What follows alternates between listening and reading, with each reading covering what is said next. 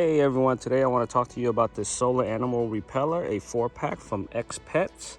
I got some of these because you see I'm getting these critters over here digging up all of my pots and the ground and everything. This is a squirrel. I also have like raccoon that comes and dig these holes and stuff like that by the sandbox that my kids are playing in. Cats that comes in here and poop in here sometimes, very annoying. So I have one here already installed, very easy to install. I'll show you guys how to put it on. Like I said, it takes seconds to do, but I have one here. I have them throughout the house, in the backyard now, 4 of them, so I'm gonna install another 4. I've seen less activities since I had it, so I also place a few of them, like I said, just throughout the backyard.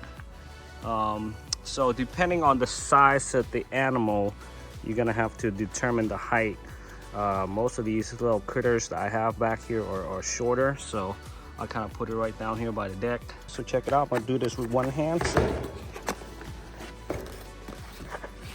Here is the box, instructions, and these are what the solar lights look like. These are solar, so it charges in the daytime and it comes on at night. There's an on and off button, so all you have to do is just engage that, and this will flash at night. So I'll install it and I'll show you guys what it looks like at night also. And I didn't even know this comes with a warranty. So here's a warranty card, lifetime warranty, support, discounts, giveaways, so cool stuff. Check them out. These are the height suggestions.